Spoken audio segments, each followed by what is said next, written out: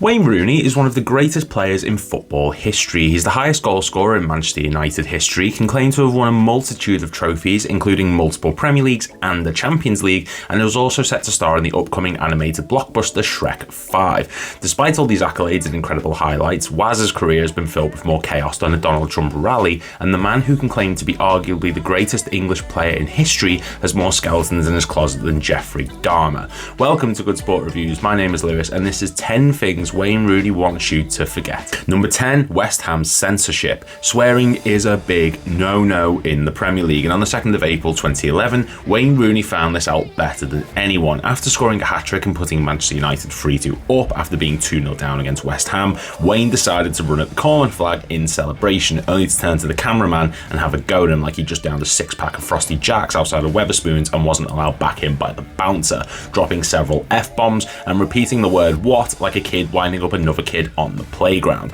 The striker suffered a fine and even got a 2-match ban for the incident, and given the amount of sponsorship and the young audience which views the Premier League on a regular basis, it's highly unlikely that a man who was viewed as a hero to many wants this coming up in his best of documentary.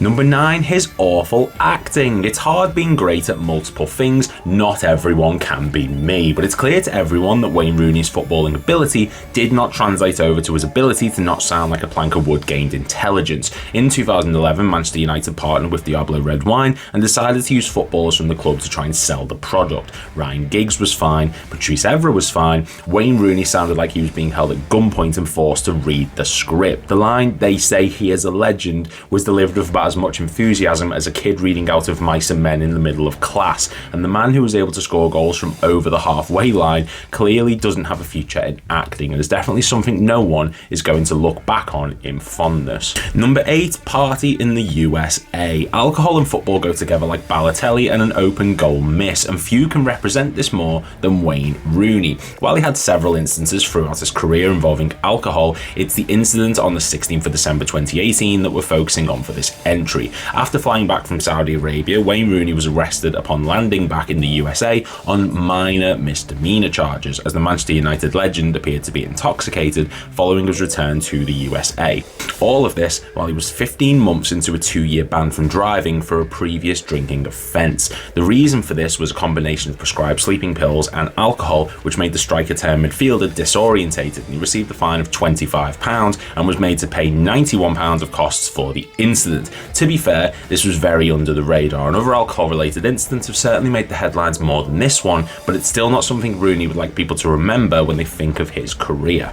Number 7, England fans are the worst. As we've seen over the years, England fans are very vocal when they're displeased with what they see on the pitch. Harry Maguire, Calvin Phillips, Jordan Henderson all felt the brunt of this but kept it somewhat in-house. Wayne Rooney said, "F that," and decided to give a little back to the fans. At the 2010 World Cup in South Africa, England drew 0-0 against Algeria in Group C, which only added to the frustrations felt following the 1-1 draw against the USA a few days earlier. This led to Wayne Rooney storming off the pitch at full time, looking down the camera and saying, "Nice to see your own fans booing you," in a very sarcastic way. Now, to be fair to Rooney Tunes, it can't be nice receiving live and vocal backlash from the fan base who are supposed to support the nation and players. However, Wayne himself has come out and apologised about the incident, saying, "Obviously, I shouldn't have said what I did. It wasn't a dig about England fans in general, just frustration at what happened on the day. It's a time when frustration bled onto the pitch and back in the fans' faces, and it's something he would want us all to forget."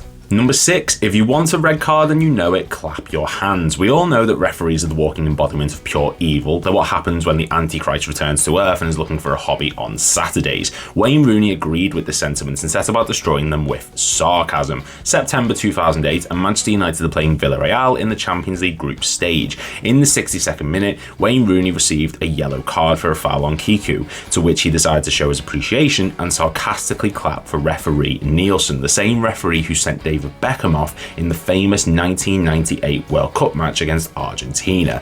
This got Rooney a second yellow and a sending off, and only added to the sentiment that he was a hothead at both England and Manchester United. It's a stupid reason for any player to get sent off. It's something that shows at times that Wayne is the equivalent of anger from inside out, and it's something he wants forgotten sooner rather than later.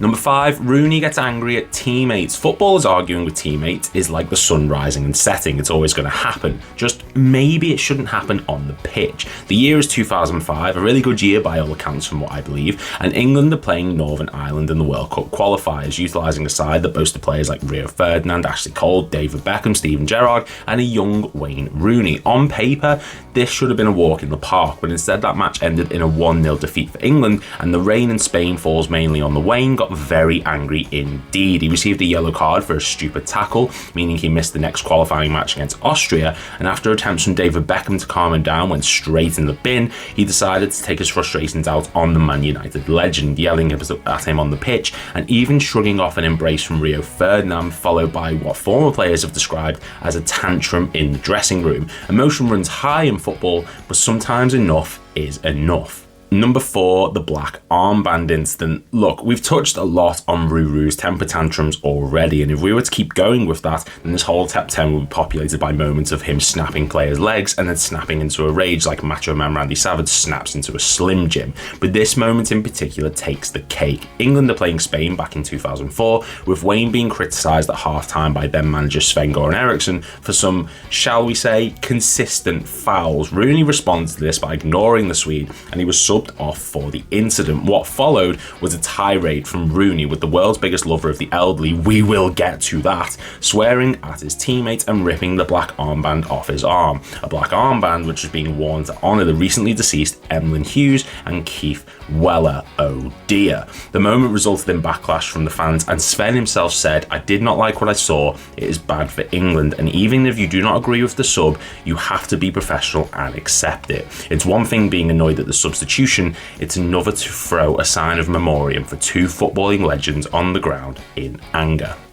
Number 3, Rooney almost does a Tevez. A lot of fans would like to paint the image that John Wayne Rooney Gacy is Manchester United through and through, with him spending the majority of his career at the Red Devils and winning every trophy imaginable. But what a lot of fans would want you to forget is that in 2010, Wayne "The Rock" Johnson put in a transfer request to Sir Alex Ferguson himself in an attempt to move the club's newest rivals, Manchester City. City had become the big boys in town following the financial doping takeover in 2008 and were serious contenders for Man United league dominance, signing players like Robinho and Carlos Tevez. Meanwhile, Man United were signing players like Michael Owen, prompting Rooney to ask where the club was going and if there was going to be another 3-year rebuild, to which Sir Alex Ferguson replied, it's none of your business, and this almost sent Wayne out the doors of Old Trafford forever. However, 2 days later, he signed a 5-year contract and remained at United for another 7 years. Now, he isn't the first big player to try and leave a club. Gerrard tried it with Liverpool with the move to Chelsea, and Sol Campbell actually moved from Tottenham to Arsenal, but it's such a huge statement to question the club's ambition, especially during a time when Sir Alex Ferguson was at the helm, and it's something he's been very honest about recently, but he probably wanted swept under the rug. Number 2, Ronaldo's wink was super effective. Rooney and Ronaldo were teammates for a long time, but you wouldn't know that if you saw this on No Sir.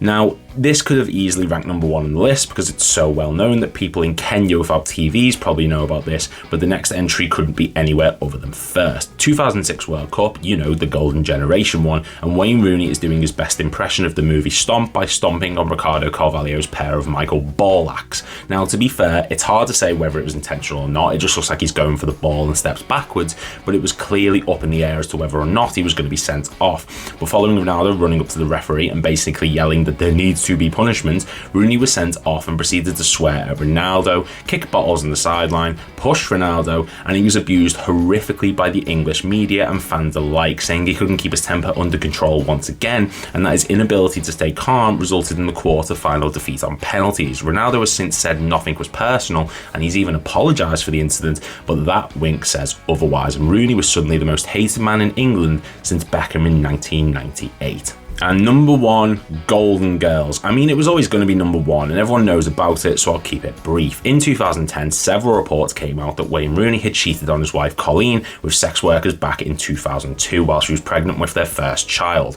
The first and most famous incident happened when Rooney, who was 16 at the time, got it on with a 48-year-old grandmother called Patricia Tiernan. He later revealed he had intimate relations with several other women during the early years of his relationship with Coleen and has apologised for the incident on multiple occasions, including in the Amazon documentary about his career and life, and Coleen herself has discussed in her autobiography, saying her and Wayne have worked through this difficult time and she's forgiven him. Adultery is not good in any light, and while this has been addressed by both parties involved, and it's terrific to see they've been able to move past it and even accept it to a degree, it's still something Rooney would love to erase from history, I'm sure.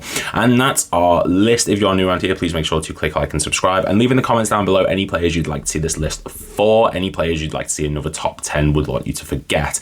Thank you very much for watching, and I will see you all in the next video.